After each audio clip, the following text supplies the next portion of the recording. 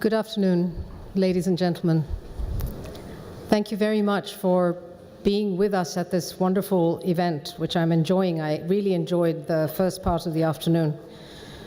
I was told, though, that I had two tasks right now. One is to talk about what is the theme of what I'm supposed to be presenting, which is why do we have to worry about this stuff at all? But the second was to wake you all up, because this is the afternoon session. And I don't know whether you've had enough coffee or not. I certainly have.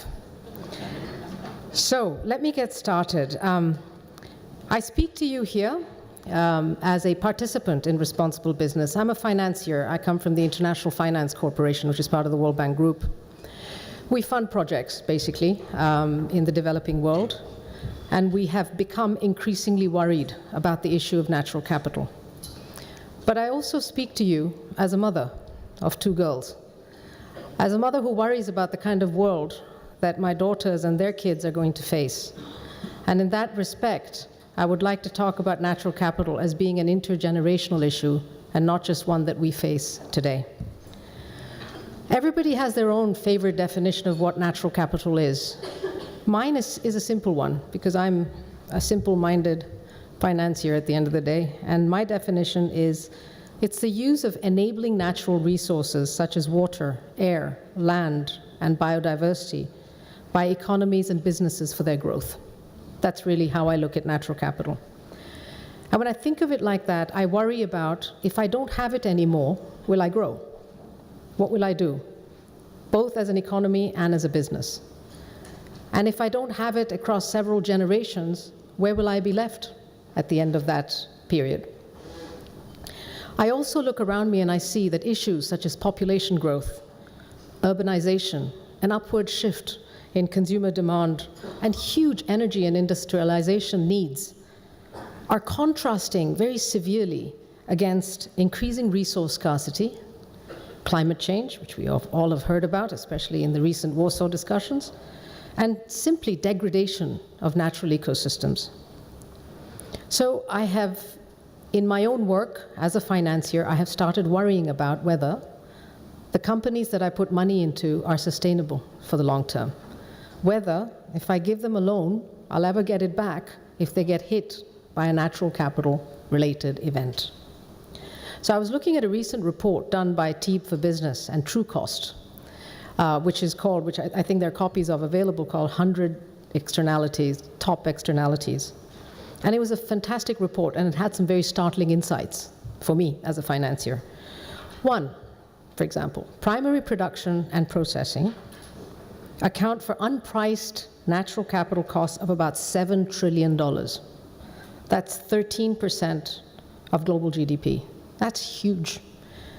As a financier, I get numbers. So I looked at the next number. It said, of this, the top 100 externalities, as defined, are priced at over 4 trillion, more than half of the previous number.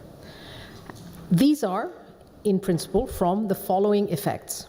The top one was greenhouse gas emissions, as we would all, I guess, expect. The second is water use. The third is land use. The fourth, air pollution. The fifth, air and water pollution. And finally, waste. And these are all issues that touch my business, the businesses that I finance, but even if I were a company owner, my business, in a very real and pragmatic way. The report also concluded that high-impact regions and sectors include, for example, coal-fired power in East Asia and North America, despite what President Obama says about renewable energy, by the way, agriculture, cattle ranching in South America, wheat and rice production in South Asia. This is something we are particularly involved in as IFC because a number of our clients are in this area, and almost all of them are facing water issues because both wheat and rice are very, very water-intensive crops the way they are farmed today. So there's a whole thing about looking forward and worrying about how you do it tomorrow. For Asia in particular, given that we're all sitting in this wonderful country here, the picture is quite sobering, actually. There's a couple of examples.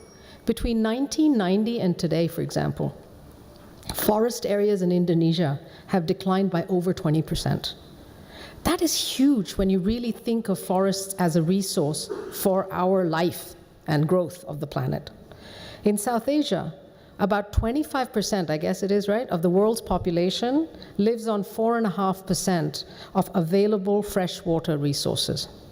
So you can imagine that when that starts getting even more constrained, the issues that will cause, not just for me as a person who drinks water every day, but for industry and most importantly for agriculture and food security.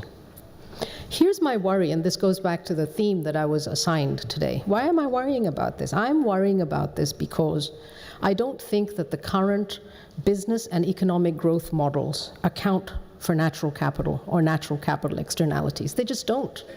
I attend many, many investor presentations, for example. I look at financial projections of many, many companies. I don't ever see these projections showing any sort of awareness or incorporation of natural capital externalities. So when I ask them the question, you're saying you're going to grow at 14% per year, which is fantastic. A lot of your activities are in water-stressed regions around the world. Have you taken into account water stress into your projections? The typical answer I get, except for the few enlightened companies, is, but that's not an issue. We will always get water because we pay the highest price for it, and so the municipality will always supply it to us. Well, guess what? The municipality can only supply it if they have it, is what I try to tell them, but I'm still struggling with that.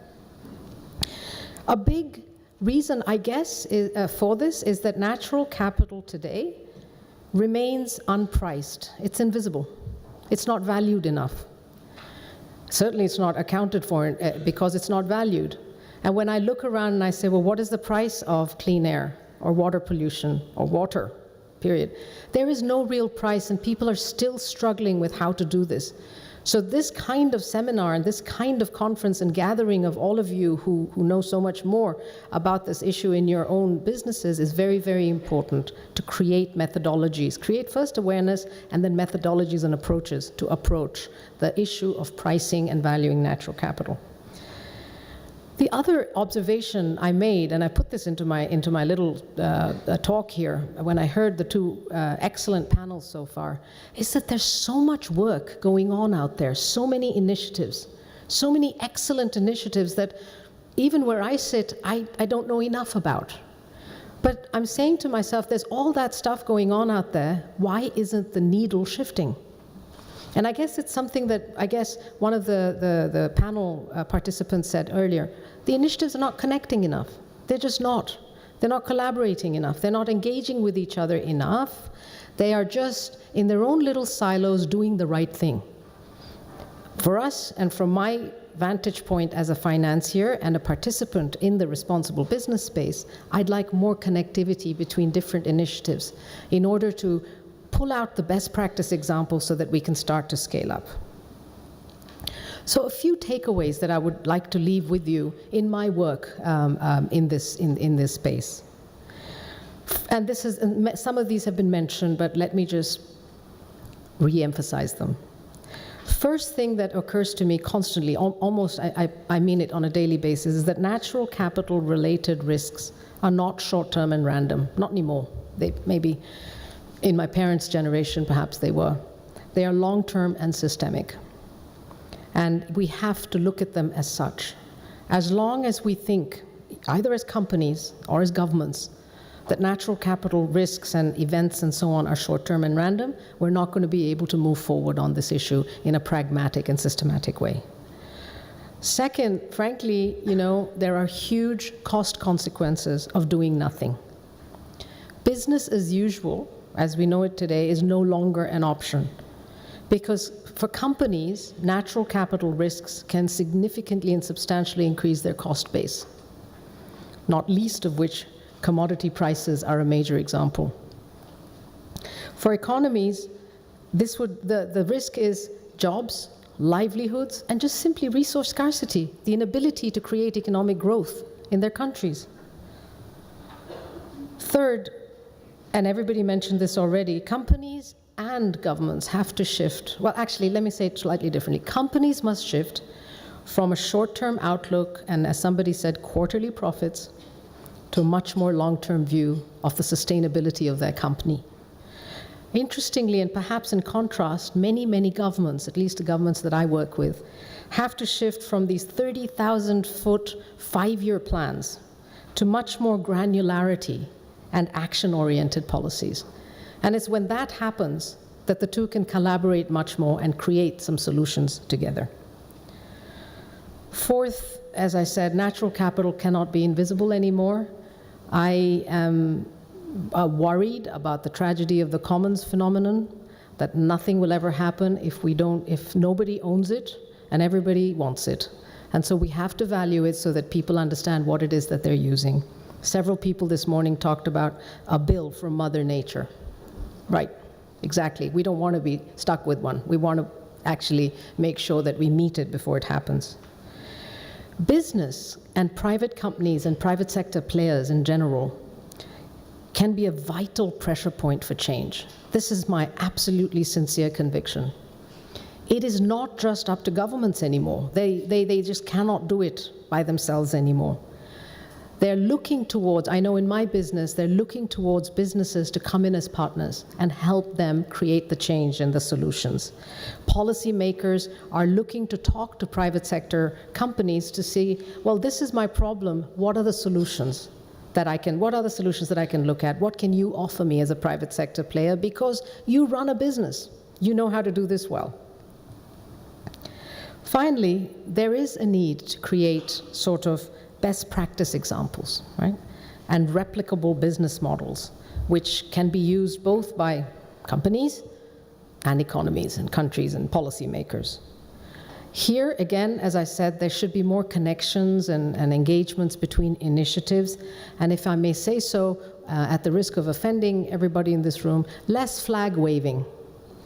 As IFC, we're trying not to wave our own flag here. We're saying we want to partner with people to solve the issue, rather than showing how great we are and what we can do and what value we can add. And if we come together on that basis, quite frankly, and I want to give you an example of such a non-flag wavy initiative, I think we will really succeed. And the one I'm thinking about is something we started a few years ago with partners. It's called the Water Resources Group, 2030 Water Resources Group. There, the partners are partners that have never been partners before. You got Coke, you got Pepsi, who told me they've never sat on a panel together before ever. You've got Nestle. You've got governments, some development agencies, as well as multilaterals like IFC and the World Bank.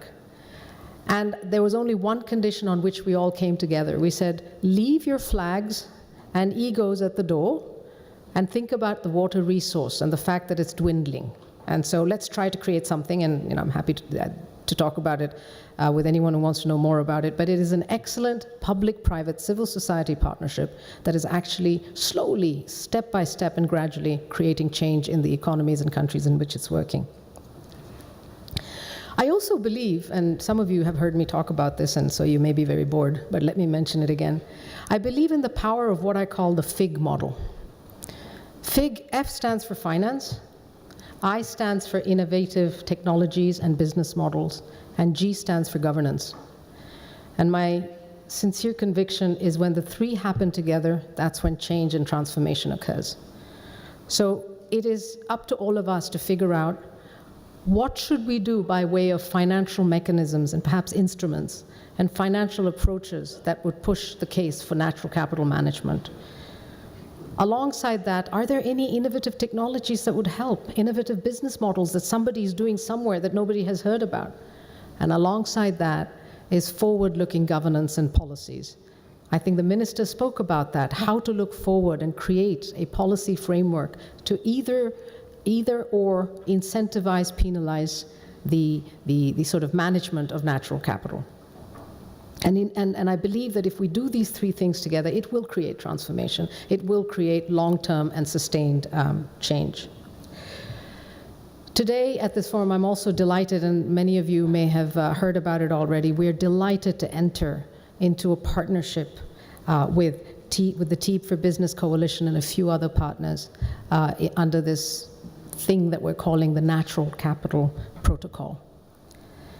This is a project, this is an effort which hopes to create a best practice framework around natural capital management. in its simplest form. It deals with natural capital valuation, accounting, various pieces of the natural capital map, but essentially it's really around creating best practice examples to manage natural capital for both businesses and economies.